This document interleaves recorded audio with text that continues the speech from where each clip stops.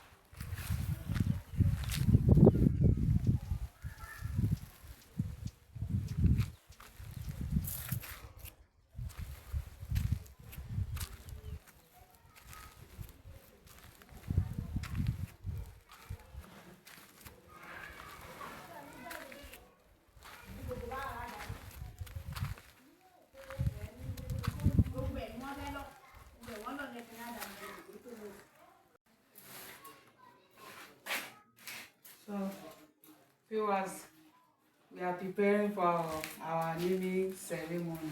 Okay, so this is tomato scotch bonnet pepper with flour. Thank you so much.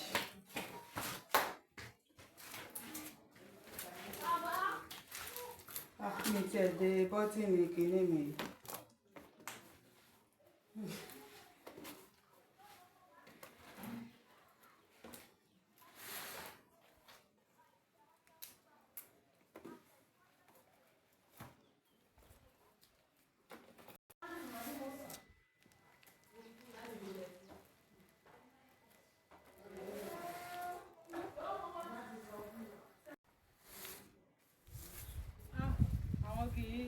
Igi yìí gan pọ̀, ó pọ̀ o.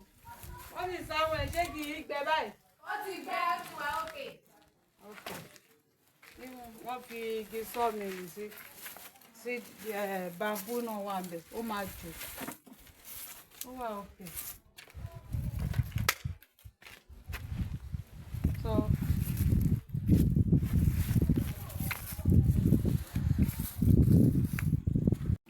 ẹ dúró.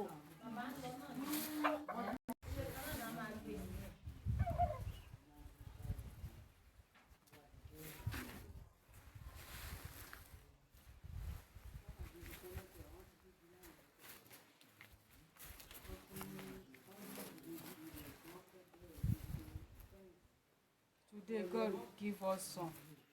Yesterday rain. The rain is too much. So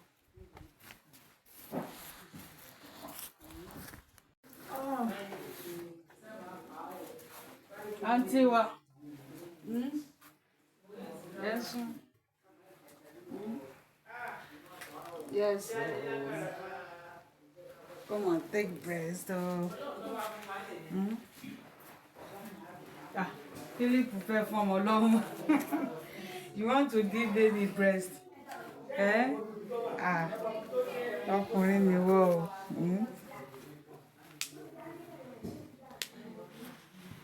No fẹ́ mọ mú. Like come and feed you wherever small thing you go feed you.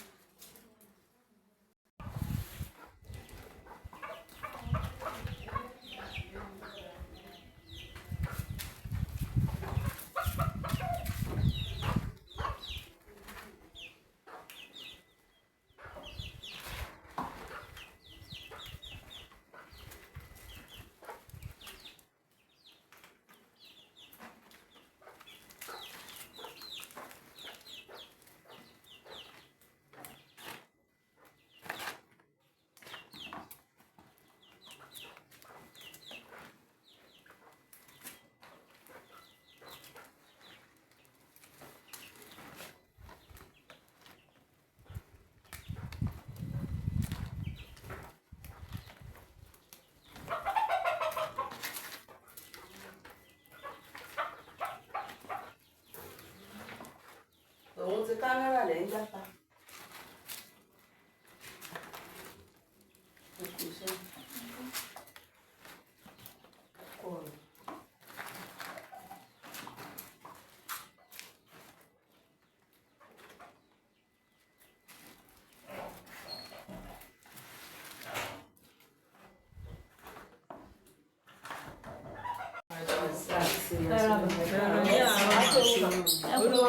Yes, ma'am. Pegava, mano.